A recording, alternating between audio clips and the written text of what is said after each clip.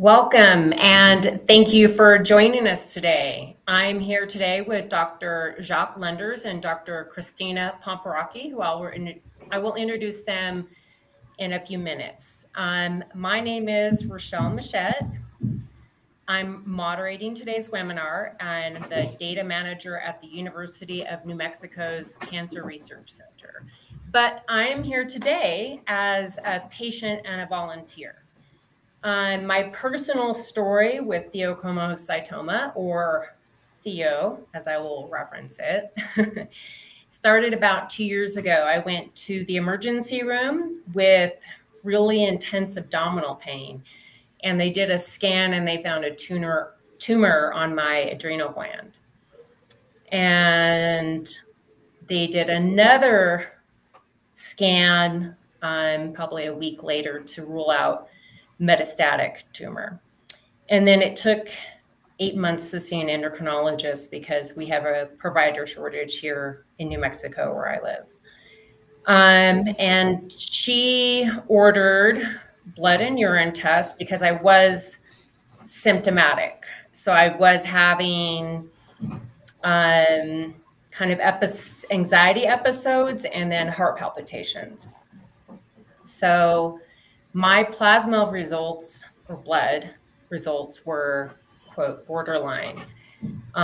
So we retested, and my norepinephrine, which is a metabolite of norepinephrine or adrenaline, was a little less than 2 times the upper limit, both times that we tested, even though the second time I had waited until I was having an episode. And after that, she called me and we talked, and she said, you know, you probably just have high levels of norepinephrine. Maybe that's just how you're designed. And when I got off the phone, I was really distraught and thought about it. And then I sent her a long letter or message saying that I didn't agree and that my body didn't feel like it was mine, probably a quarter of the time. And so she listened to me, and then she ordered a functional test, imaging, called an MIBG. And then when we got the results, she thought that that was pretty clear. So we immediately scheduled time with a surgeon in the area who was known for doing adrenalectomies, and he's done the most Pheo surgeries that we know of in New Mexico. So I was admitted into the hospital about 5 days before surgery to safely increase the pre-op medication because I did not have high blood pressure. I had lower levels of blood pressure, which is I presented differently, I think, than a lot of Pheo patients in that regard. And then while I was in the hospital, the surgeon had to consult with the hospital system endocrinology team because my endocrinologist was out of the UNM hospital system. And that team felt that I did not have pheochromocytoma because of my blood tests were only less than 2 times the upper limit. And I actually considered not having the surgery. It's kind of a scary thing to do. But I went ahead with it, and I'm glad that I did because it was confirmed. About a week or so after the surgery, the pathology report came back that it really was a pheochromocytoma, tumor, and it was about, a little bit less than 3 centimeters. So glad I decided to do that. I later discovered that the lab used the incorrect protocol. And so that's part of the reason I'm here today, is because I have a vested interest in getting the best, most up-to-date information out there for providers, patients, and labs to diagnose as many of these very serious diseases as possible. This program is brought to you by the Pheo Alliance, whose mission it is to empower patients with pheochromocytoma or paraganglioma their families, and medical professionals through advocacy, education, and a global community of support, while helping to advance research that accelerates treatment and cures. Special thanks to Lantheus Progenics for making the webinar series possible through an educational grant. We have 4 upcoming announcements. Our next monthly peer support meeting will be on Tuesday, July 11th at 7:30 p.m. Eastern, 4:30 Pacific. Our next educational webinar, entitled 5 Years Since Azedra FDA Approval, What Have We Learned?, will stream live on July 18th at 3 p.m. Eastern, 12 p.m. Pacific.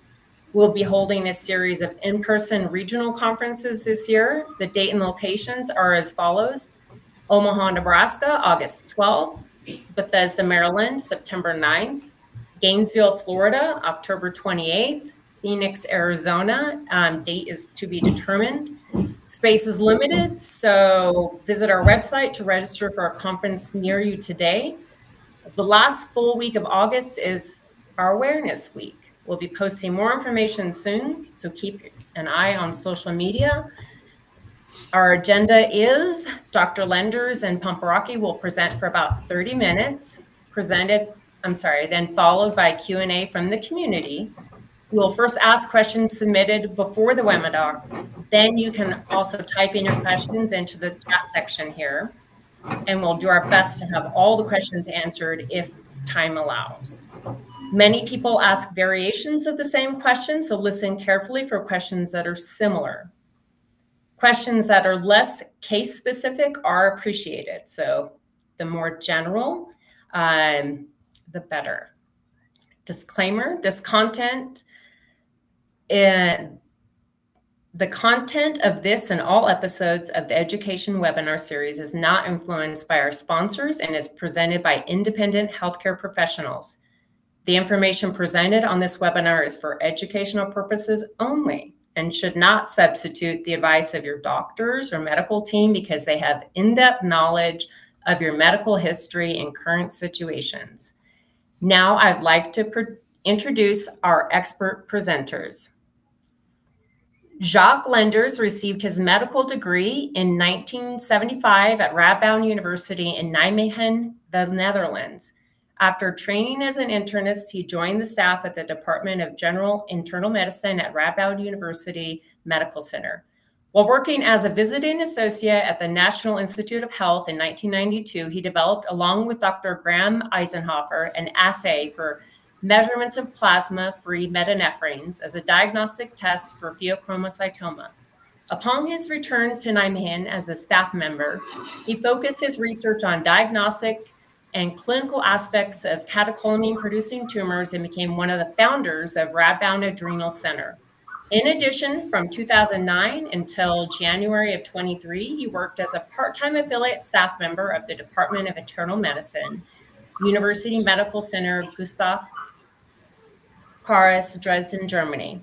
His many additional contributions to the medical world include initiating the working group on endocrine hypertension of the European Society of Hypertension, and serving as a member of the executive board of Pheochromocytoma Research Support Organization. He has co-authored over 300 research articles, reviews, and book chapters, recently served as chairman of the first Pheochromocytoma paraganglioma clinical practice guideline task force of the Endocrine Society, and is immediate past chair of the Pheo Para Alliance Medical Advisory Board. Dr. Lenders is currently Professor Emeritus of Internal Medicine at Radboud University Medical Center. Christina Pamporaki received her medical degree in 2010 from the University of Yanina School of Medicine, where she went on to specialize in internal medicine, endocrinology, and diabetes. She is author of numerous research papers and several book chapters, and holds, along with Dr. Graham Eisenhofer and others, 2 patents. Dr. Pamporaki has more than 10 years of clinical experience, most of which has focused on endocrinology. She currently holds the position of senior endocrinologist at University Hospital Carl Gustav Paris, Dresden, Germany, where she also serves as the head of clinical research adrenal unit. Dr. Lenders and Dr. Pamporaki, welcome. Hello, thank you very much for the very kind invitation. And we are very happy that we have the opportunity to discuss with you today the biochemical testing for pheochromocytoma and paraganglioma. And I will share the session with Professor Lenders. So I cannot see my slides. Yes, perfect. So we can go to the first slide.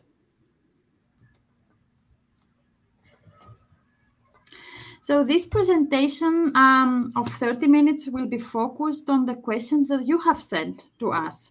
And after the presentation, we will have the opportunity to discuss these and other questions that you may have.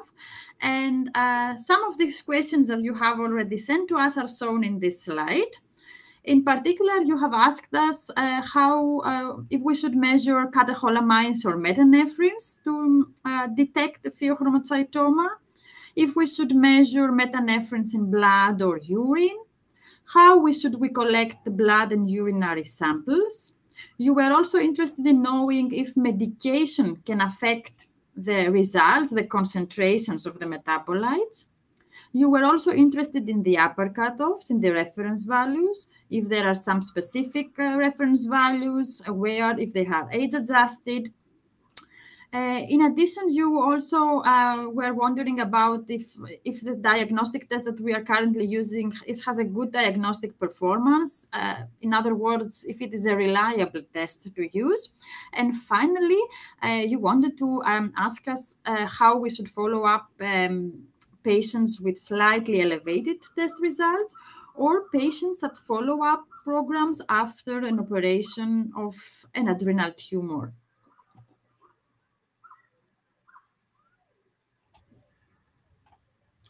So you probably all know that pheochromocytomas and paragangliomas, we usually also call them PPGLs, are neuroendocrine tumors that secrete catecholamines. As you can see in this slide, catecholamines are the dopamine, norepinephrine, and epinephrine. Most of the paragangliomas and pheochromocytomas secrete their catecholamines in a periodical way, in an episodic, paroxysmal way, not always in the same, not continuously. However, catecholamines are metabolized in the cytoplasm of the chromaffin cells in a continuous way, independent of the catecholamines. So we have the metanephrines, and these metanephrines are 3-methoxytyramine, norepinephrine, and metanephrine. We can measure metanephrines in blood either as free or conjugated metanephrines. The conjugated metanephrines are formed by the free metanephrines by the action of a specific enzyme that it is located in the gastrointestinal tract. There are some differences between the free and the conjugated metanephrines, but we will discuss them later on. I would also like to say that in urine, we can measure free metanephrines or fractionated metanephrines. The fractionated metanephrines is the combination of the free and the conjugated metanephrines together. So your first question was, should we measure catecholamines or metanephrines? This question is easy to answer.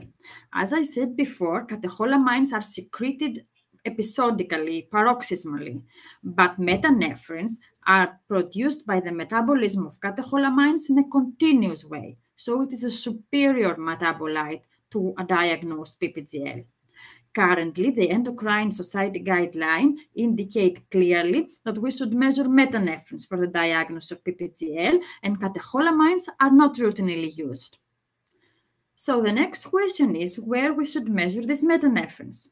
These metanephrines can be measured either in blood or urine.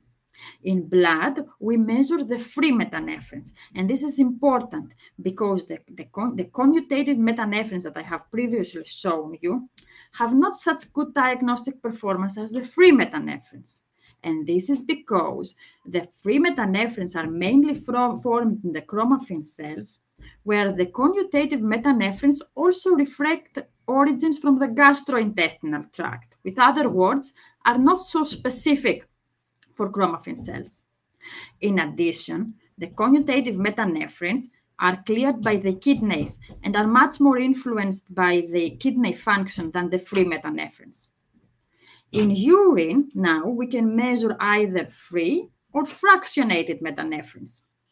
We usually measure 24-hour urine samples, but in some cases, such as in young children, where the urinary collections are very troublesome, we can also measure spot urine taken in the morning as the overnight samples.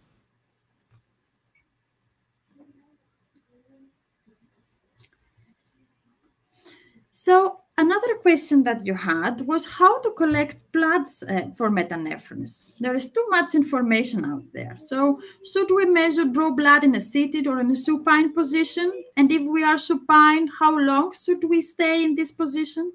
So is there a specific way to collect our tubes? And should we be have precautions for food? Should we be careful what to eat or not to eat? So it is very important to know these details because pre-analytical precautions can indeed minimize false positive results. So according to the Endocrine Society guidelines, we should draw blood samples after at least 20 minutes of supine rest using an intravenous cannula. It is also important that when the blood is drawn, it should be kept on ice and directly go to the lab. We should avoid measuring these metabolites when we are sick, under emotional stress, under hypertensive crisis, or in an emergency, because there is the risk for false positive results. And finally, with regards to the diet, we should know that dietary catecholamine, has a negligible effect on plasma or metanephrines. So we should not worry too much, especially when we measure blood if we have eaten something. But if we include in the panel the other third metabolite, 3-methoxytyramine, then indeed dopamine products, tyramine products can increase the levels of 3-methoxytyramine. And the easiest way to go is to instruct our patients to fast overnight, or if it is not possible, to avoid these products that may influence this metabolite. Now in urine, we collect urinary samples without any need for acids or preservative agents, as was the case for catecholamine. So we don't need to do any with preparation in the bottles. However, it is important that we know that we need the whole 24-hour urine collection, not to start in the noon and until morning or overnight. So it is important to collect correctly our samples. It is also important that we avoid vigorous exercise. And again, it is important to know what kind of metanephrines are going to be measured. In case we measure free metanephrines in urine, then we shouldn't worry about diet. But if we measure fractionated metanephrines, then indeed we should be more careful and avoid amine-rich products. If for some cases 24-hour urine collections are troublesome, as I already indicated before, as in young children, then in this case, we can also have spot urine in the morning when we wake up. But we should be very careful, as Professor Lenders will explain you later, because in such cases, we need specific reference intervals. So many people argue, why is the supine position for the plasma measurement so important? We have data that have shown that transition from the seated to the supine position can lead to a time-dependent decline of catecholamines, as you can see in the first two figures, but also a decline of metanephrines, as you can see in the second two figures. And there is a plateau or the steady niveau after 20 or 30 minutes of supine rest. So it is important that we stay supine for at least 20 minutes. And it is important because we indeed can reduce significantly false positive results. So to sum up what we have already discussed, what are the advantages of the blood sampling and what are the disadvantages of the blood sampling. The blood samples, is important to know, that have a little bit higher diagnostic performance than the urinary samples, as already shown in a very big prospective clinical trial. So overall have a little bit higher diagnostic performance than urine. And this is specifically important for patients that are tested due to known genetic disease or due to previous history of PPGL, so pheochromocytoma and paraganglioma.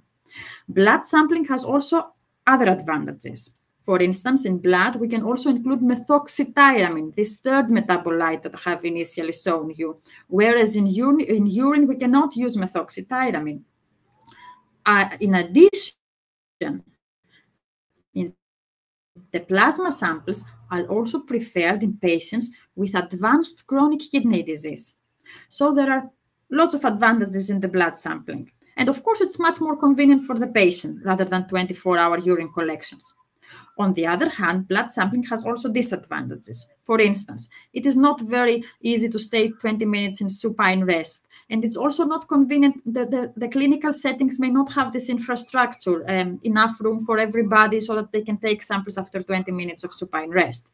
In addition, it is not a good biomarker to measure when we are under emotional or physical stress, if we have needle phobia, especially among children. So in such cases, if we cannot follow the precautions, it's better to use the urinary samples. Now, let's go to the urinary metanephrines. What are the advantages? Exactly the fact that if we have needle phobia or stress or physical stress, it's better to measure 24-hour urine than blood.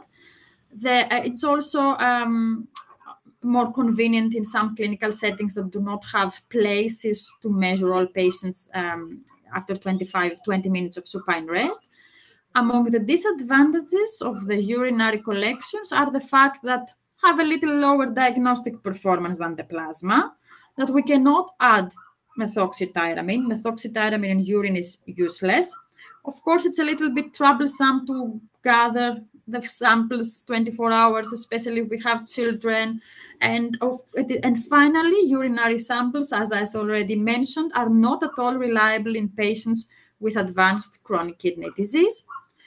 And perhaps I already mentioned, we have with urine samples, we usually deal with incomplete collections, which is also not appropriate. So the next question we had from you is medication. How do they affect our results? First of all, there are medications that they can influence our analytical methods, and I will talk about it right away.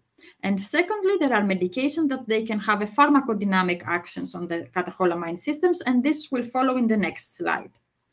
When we measure plasma-free metanephrines, the gold standard method to measure these metabolites is liquid chromatography with tandem mass spectrometry, this LCMS that you see in the second part of the table. This method, liquid chromatography with tandem mass spectrometry, is a method that is mostly free from analytical interferences, so we shouldn't worry too much. There are only some minor reports that specific medication like midodrine or a specific derivative of amphetamine that can influence metanephrines in plasma. So theoretically, for plasma-free metanephrines, when we use the appropriate assay, which is the liquid chromatography with tandem mass spectrometry, we shouldn't worry about medication too much. On the other hand, if we measure urinary metanephrines, then the method that is usually used is this liquid chromatography with electrochemical detection, this LCECD. This method is also a very good method, but it's more prone to influences by medication. And we should remember that some medication like acetaminophen or amoxicillin, rifampicin, or sulfasalazine, or less often labetalol, it's a beta blocker, they may influence urinary levels of metanephrine. So we should be aware of that. And to be honest, also the lab is aware of such interferences. Now let's see how medication can have a pharmacodynamic actions. So indeed, there are medications that, apart from influences in the assays, they can pharmacodynamic actions on the sympathetic system, on the catecholamine system. Here in this slide, you can see the most important medication. They are not all of them, but it's the most usually seen, let's say, in clinical setting. And we should be aware that this medication may cause false positive results. What we should do in clinical setting when a patient has such medication? First of all, wait for the results. If the results are negative, we are fine. We should do nothing. If the results are positive, then we should consult with our clinician, and then it may be that we should interrupt the medication or replace it with another similar medication that does not have such influences on our metabolites.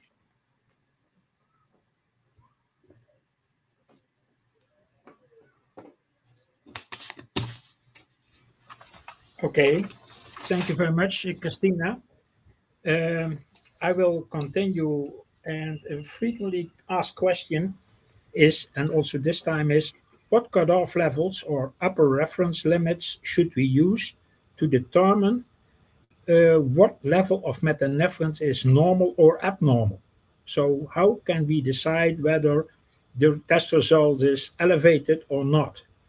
And a question that's related to that is, should we, when we determine this reference value, should we adjust for the age of the patient? And I will show you in this graph the relationship between the age on the x-axis and on the y-axis plasma norepinephrine, just as an example. Plasma norepinephrine in a large number of patients without a pheochromocytoma or paraganglioma. And as you can see, the higher the age, the higher the level of plasma norepinephrine. Without any correction by age, we would use this straight line, this dashed straight line here, as the upper cutoff for all ages.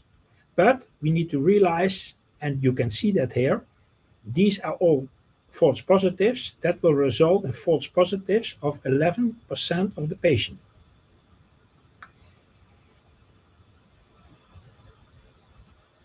Now, without any correction by age, we would use that straight line. But if we adjust for age, and we did that based on a large number of data in a model using this formula that came out of it, we get this curvilinear upper cutoff level until about 60, 65, when it levels off. And if we do that, you can see that the upper cutoff ranges from, when you have a kid of 5 years old, it's about 0.55 nanomoles per liter. But if you go up to 60 or 65, it is about 1.09 nanomole per liter. So using this adjusted upper cutoff, this curvilinear curve line here, that will result in less false positives, not 11%, but 4%. Still false positive, but considerably less. So this is an important issue here, and also the answer, should we adjust for age? Yes. To determine the cutoff, we should take into account the age of the patient. Now, to make things a little bit simpler, but also a bit less precise, is to calculate cutoff levels for several age classes, as you see here, using this formula. And this is done for plasma norepinephrine here, and you see here from the age of 5 to 17, 0.55. So it's more discontinuous, it's 1.09 over the age of 65. But at the same time, we need to realize for metanephrine and 3-methoxytyramine, we do not need to adjust for age, and we have just one cutoff level over all ages. 0.45, 0.11 nanomoles per liter. So only for plasma norepinephrine, plasma-free norepinephrine, we need to adjust for age, as you see here. What about the upper reference limits for urinary metanephrines? Well, I show you now the upper reference limits as we have determined in Dresden for norepinephrine, 24-hour urine, norepinephrine, metanephrine, and there's a difference between males and female patients in the free, but certainly in the fractionated metanephrines. Also a difference. Males have higher excretion than females. But we need to realize, and that's the disclaimer, these reference values have been established in the Dresden lab in a large population, but nevertheless, this cannot be used in any other lab somewhere else in the world. It will be probably very close, but it's not exactly the same. Before I address the test performance, so how do these tests perform? How is the diagnostic accuracy of these different tests? I first want to discuss how to interpret false negative and false positive test results. A false negative test result is defined as a normal test result in a patient who has a pheochromocytoma. So it's falsely wrong, false negative. On the other hand, in patients without a pheochromocytoma and you get a positive test result, but the patient has no tumor, it is false positive. So an abnormal test result in the patient without the pheochromocytoma. So this is the definitions we need to keep in mind. Now, if we do the following simple, in the simple cartoon, and we have, for instance, let's say 100 patients with a pheochromocytoma, a proven pheochromocytoma, and we measure plasma metanephrines, urinary free or fractionated metanephrines, or plasma urinary catecholamines, you can see the only very few false negative results in these 100 patients, only 2. It's already 7 for the urinary free or fractionated metanephrines. And it's even more for plasma or urinary catecholamines. So that emphasizes and supports the previous conclusion from what Christina said. Metanephrines are preferred over catecholamines for the diagnosis of pheochromocytoma and paraganglioma. Now, what about if we do the same for the false positive test results in 100 patients who have no pheochromocytoma? Theoretically, ideally, all 100 patients should have normal test results. They should not be positive. But in real practice, in real life, you see there are similar false positive number of test results for plasma metanephrines, urinary free metanephrines, urinary catecholamines. But we have to keep in mind that these numbers are based on plasma or blood sampled after supine rest for at least 20 minutes. And if you don't do this, you take the blood sample in a patient who has a high sympathetic activity, you see you have a much more number of patients with false positive test results.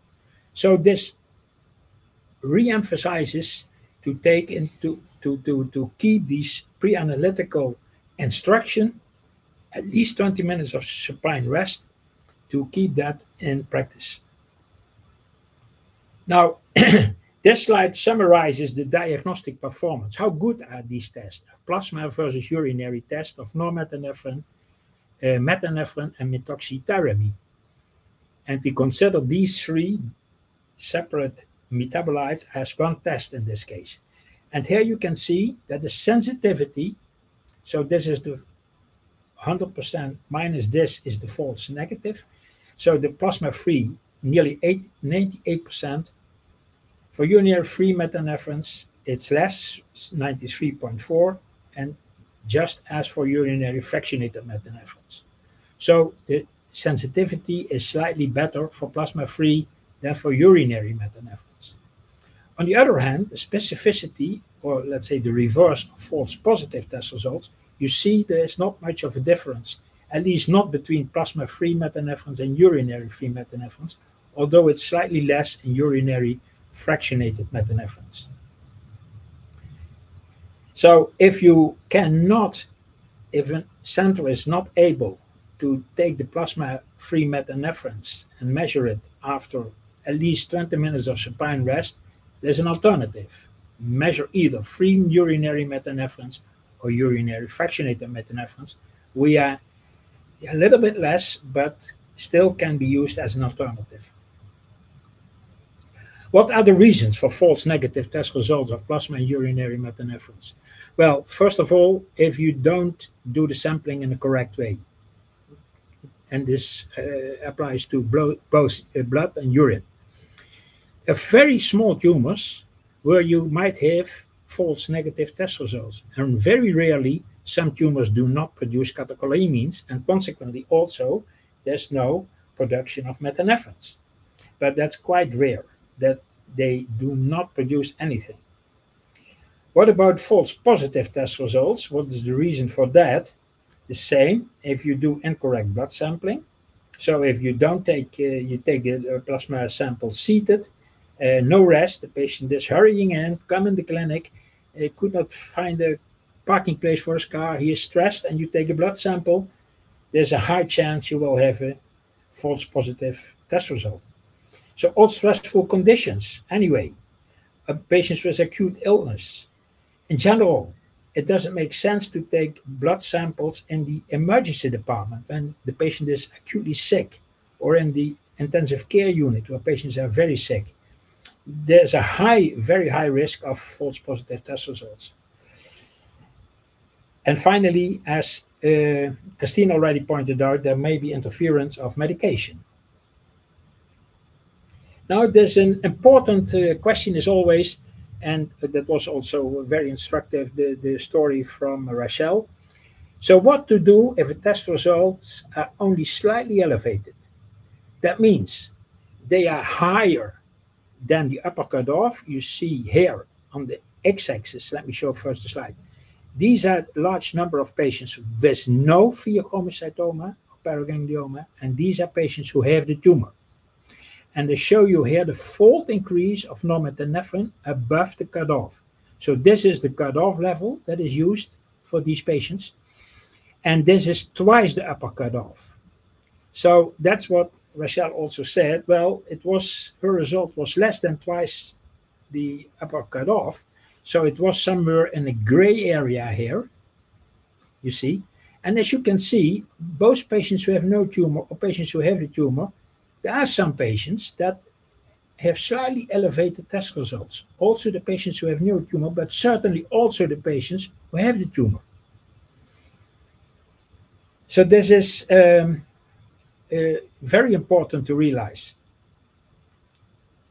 Now, let me see.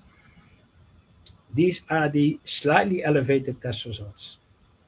Now, I show you the right panel here, and that's I will take you through this slowly because it's not easy. You see that these patients have all different symbols, and the symbols are explained here. These are patients, the purple bullets here are patients who have an elevation in all three metabolites. All three metabolites are elevated. These are the patients too. Norepinephrine and metanephrine are elevated, but this is another patient who has an elevated norepinephrine and methoxytyramine. And as you can see here in the numbers, you can see that the patients who have no tumor, well, they are very low, these elevations of these combinations. But if you look at the right side, in the patients who have the tumor, about 70% has an elevation in at least 2 or even 3 metabolites. Now the patient, and you see now this single elevations in only norepinephrine or only metanephrine or only methoxytyramine. And again, although norepinephrine is higher than for metanephrine and methoxytyramine in the patients who have no tumor, the false positives, you can see also that in the patients who have the tumor, this is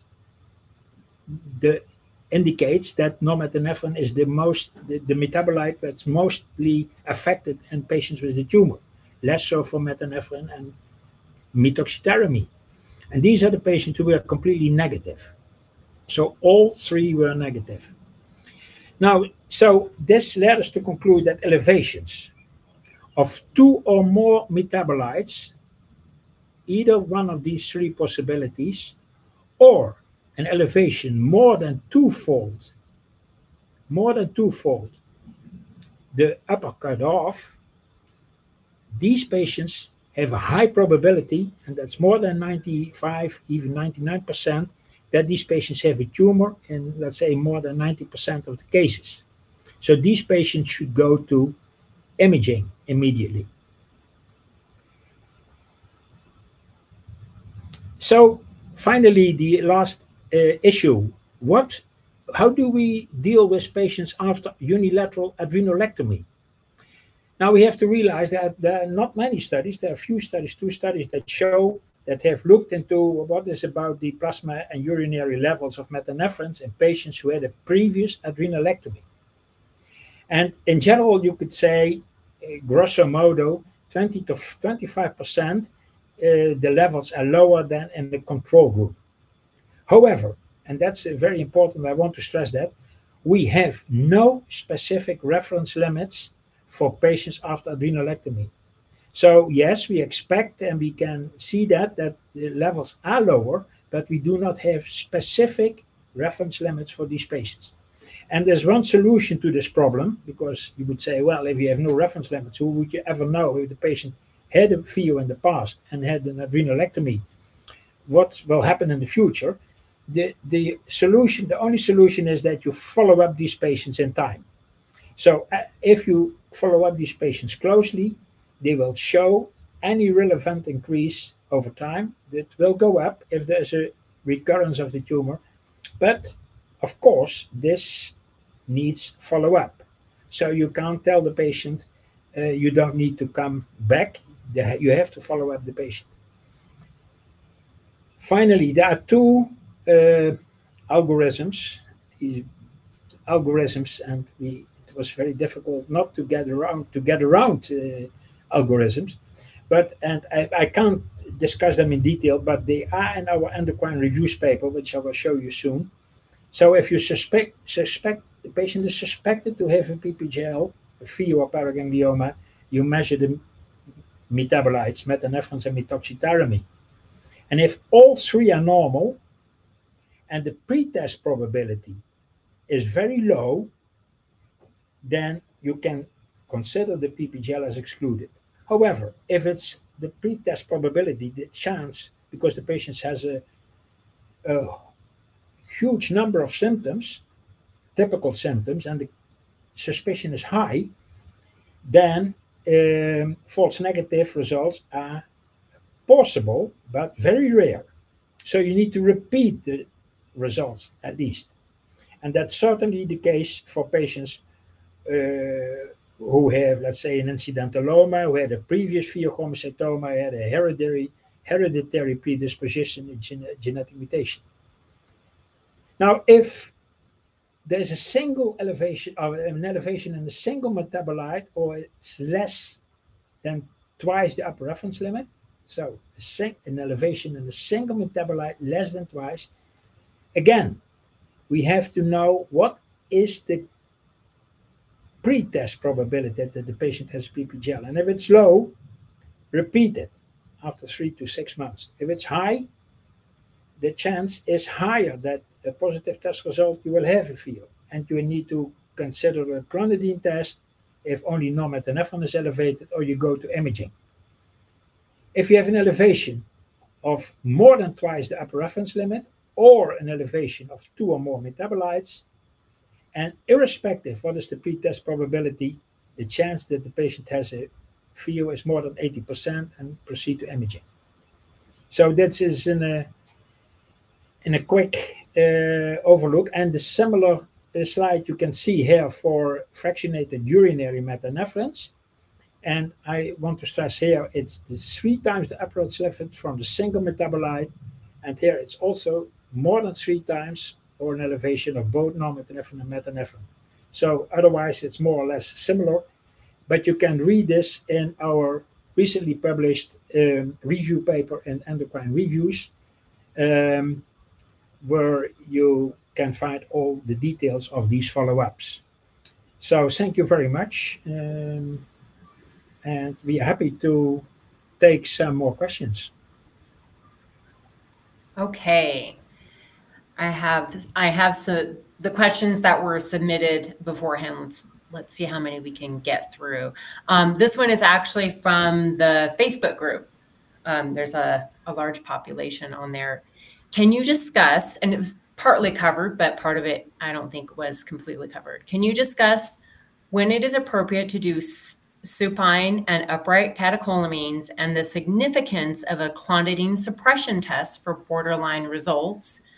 A lot of people are diagnosed with POTS, postural orthostatic tachycardia syndrome, and sometimes it is actually Pheo and vice versa. Would love some discussion on this as a question that is asked a lot. Thank you. So if Jacques, do you want to go over? Yes, yeah, please. So yes, for some other, let's say, diseases like POTS, you can measure catecholamines, and they might be elevated. And then the question is, are we sure it's POTS or could it be a Pheo? Now, I would say if it is a Pheo, then, or you think it might be a Pheo, then in that case I would measure metanephrines.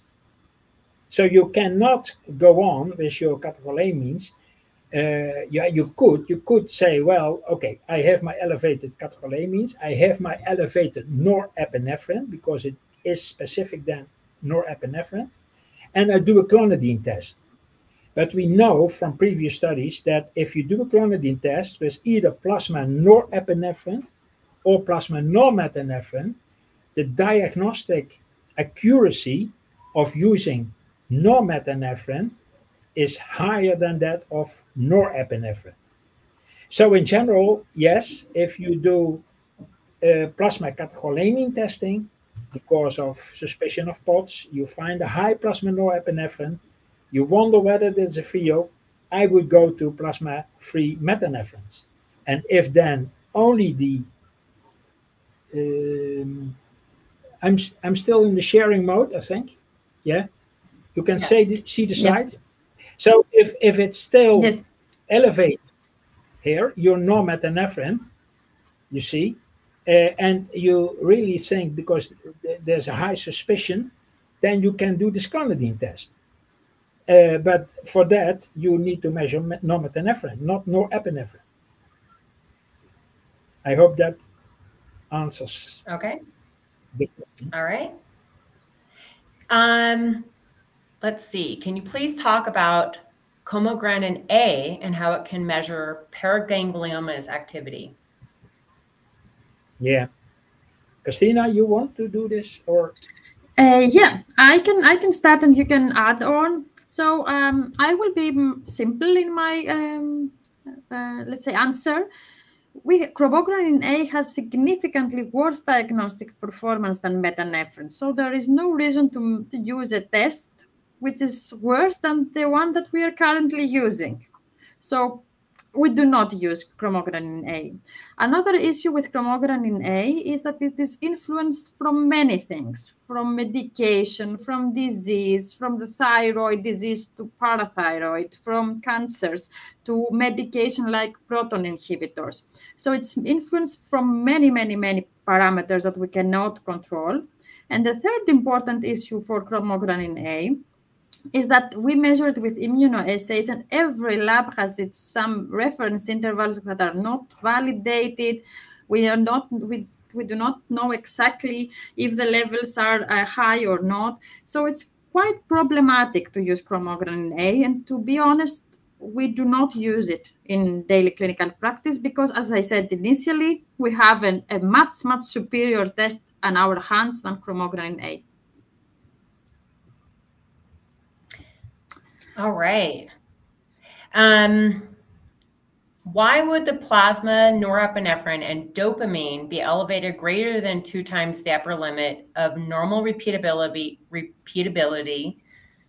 but 24-hour urine collection rate, whole ones, are normal repeatedly. Patient is very symptomatic with a history of hyperparathyroidism and ovarian cystadenoma.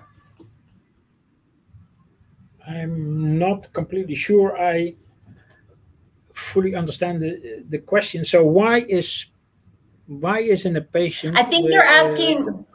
I would read it as why is the plasma 2 times the upper limit repeatedly, but why is the urine normal repeatedly? They're asking why there's this difference. For norepinephrine, you mean? Or norepinephrine? Yes. Yes. And dopamine, sorry. Norepinephrine. Or norepinephrine and dopamine. Yeah, well, the plasma norepinephrine is a let's say an indicator of sympathetic activity. So if you have a very high sympathetic activity for some reason, and that can there are a bunch of if let's say in the acute phase of a myocardial infarction, or if you have chest pain, or if you have cardiac failure, you get that's accompanied by a high sympathetic activity, and this kind of physical source of high sympathetic activity induces high plasma norepinephrine.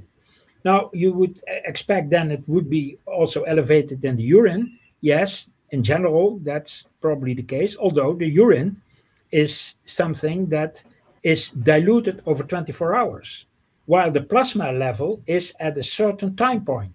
So you can, at a certain time point, you can have a very high, if you have chest pain, angina pectoris, or cardiac ischemia, and you take a blood sample, you get a high sympathetic tone, high plasma norepinephrine. But if you take the urine over 24 hours, this peak, this short-lasting peak of high plasma norepinephrine is diluted in the 24-hour urine. So in some cases, there may be, let's say, disparate results between plasma versus urine. And then I can chime in with my own personal experience, because my plasma norepinephrine was just about 2 times upper limit. And then my urine was just barely above, just slightly above the upper limit. So that's my personal experience. Yeah. Okay. What testing is suggested for a patient with prior highly secretory pheochromocytoma who continues to have symptoms? You did mention that there are no reference ranges for post Pheo surgery, but yeah. You want to respond to this? So I believe the thing irrelevant if the patient has symptoms or not. I think that the biochemical tests are the same that we choose. So we would go for the plasma-free metanephrines if available, if we can follow the precautions like supine rest and so on, or 24-hour urine-free or fractionated metanephrine. So we do the symptoms and signs. Even if the patient has many symptoms and signs, if there is no previous history of PPGL or there is no genetic pathogenic variants that are positive, the patient still has a low probability of the disease. So we can choose on what we have, either plasma-free metanephrines or urinary-free and fractionated metanephrines. So we can use all of 3 of them. This is, sorry to interrupt, Christina, but this is a patient who had previously biochemically active. Previously. That's what I understand. Then if I would personally go for the plasma-free metanephrines, because the patient is not on the low risk, then he has a moderate risk of having a recurrent disease. But if plasma-free metanephrines were, for some reason, I could not perform them, then I could also use urinary-free or fractionated metanephrine. So yeah, and all these patients are whatsoever in follow-up. So if there was some suspicion that something is going wrong, then we could always follow up with a second blood sample or a second urinary sample. So it's, yeah. All right. How can we teach and share this with our healthcare team who has different thoughts on testing?